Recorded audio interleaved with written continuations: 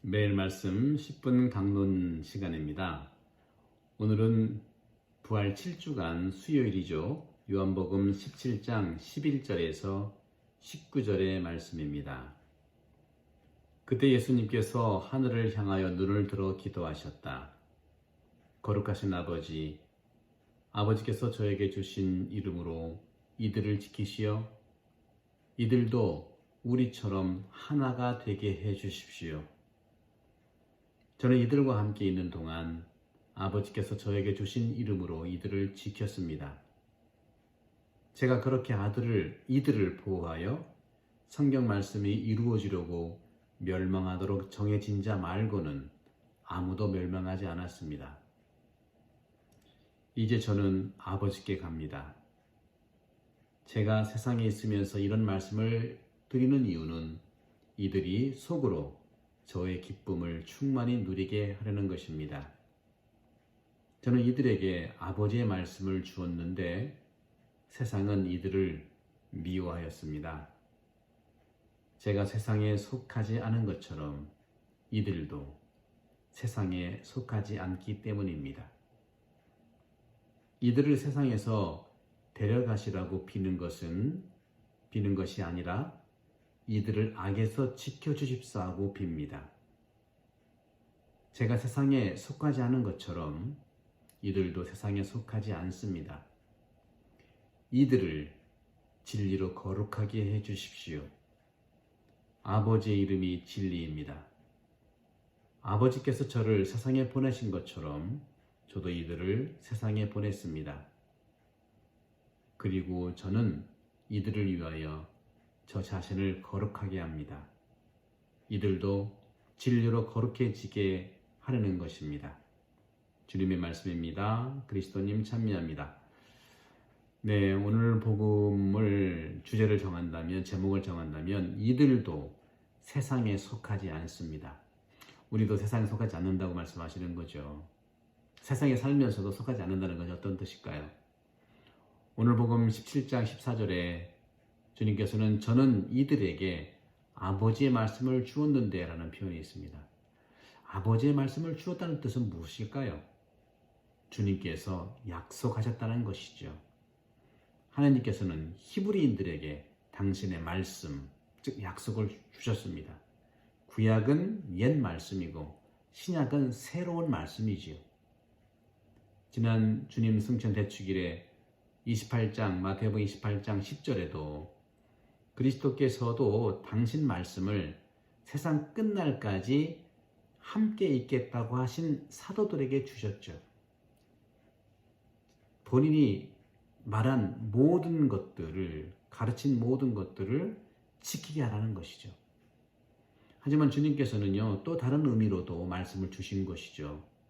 다시 말하면 주님은 당신 말씀들을 그들에게 주신 것은 모든 세상에 그 말씀이 전파되기 위해서입니다. 작가가 직접 쓴 그 글을 출판사한테 보내서 편집자가 고친 글은 너무 달라요. 저도 이제 책을 몇 권 내봐서 하는데 제가 쓴 글을 출판사에서는 더 재밌게 쓰려고 막 바꿔요. 뭐 괜찮아요. 재밌으면 좋죠. 그러나 본래의 뜻이 확 달라지거든요. 그래서 한참 싸워요. 저하고 출판사하고 옥신각신합니다. 이건 그런 뜻이 아니다 그러면 또 바꿔요. 마찬가지죠. 바로 그리스도의 말씀과 또 작가의 말씀 사이에는 커다란 차이가 있어요. 그 차이는 전자는 작가의 말씀을 만든 출판사의 그 글은 재미있어요. 그런데 후자 그리스도의 말씀은 그렇지 않습니다.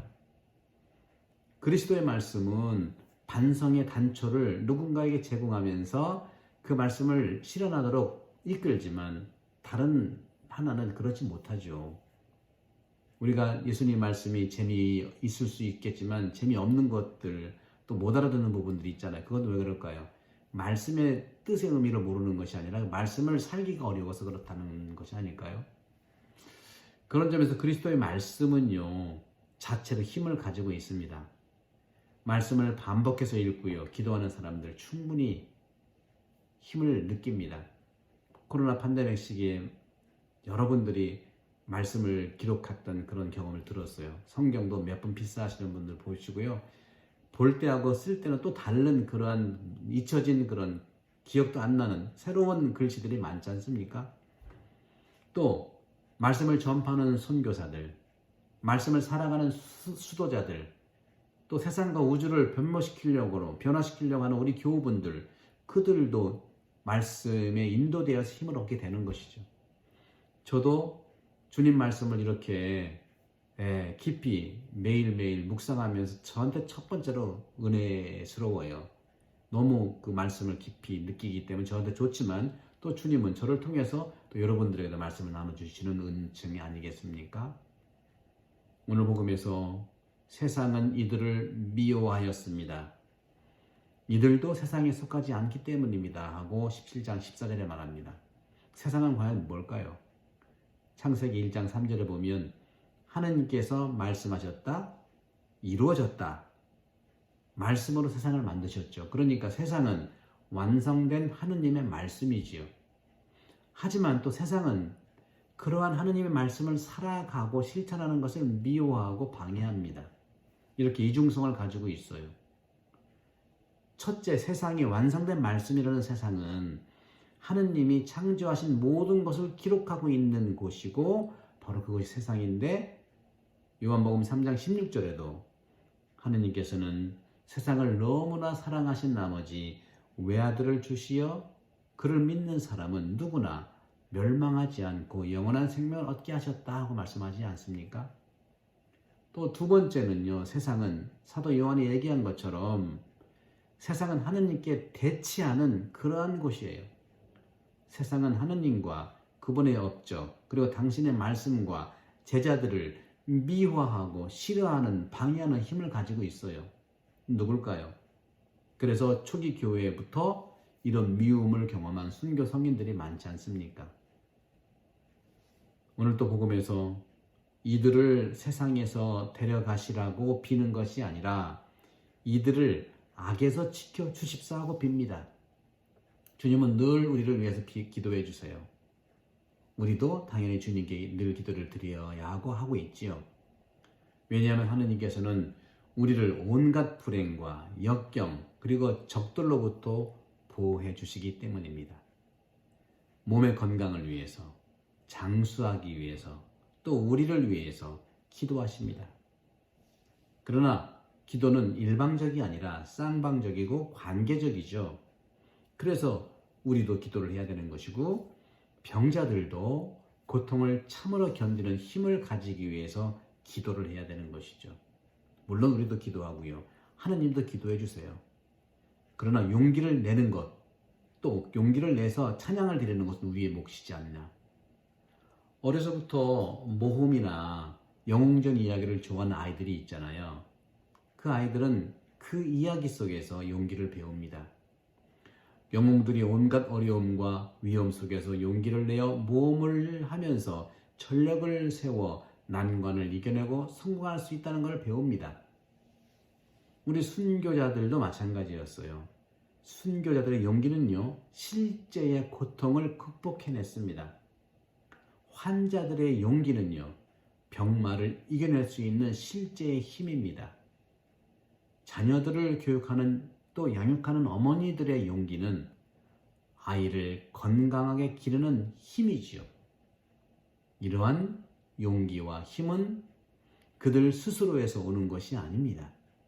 바로 주님 말씀을 들었던 자들 안에 살아계신 그리스도의 힘이고 용기입니다. 사랑하는 형제자매 여러분, 여러 가지 이유로 우리 어려움이 있을 수 있죠. 코로나 팬데믹으로 모일 수 있는 것도 못 모이고 여러 가지가 힘들 수 있습니다. 하지만 말씀을 들으면은요, 말씀을 듣는 우리 안에 그 안에서 살아계신 그리스도께서 우리에게 힘을 주시고 용기를 분명히 주십니다. 우리 모두 우리 안에서 말씀을 듣는 우리 안에서 움직이시는 예수님의 힘과 예수님의 용기를 갖고 담대하게 앞으로 나가면서 하느님을 사랑하고 이웃을 사랑할 수 있는 힘을 얻읍시다. God bless you. 성부와 성자와 성령의 이름으로 아멘. 또 봅시다. 반갑습니다. 감사합니다.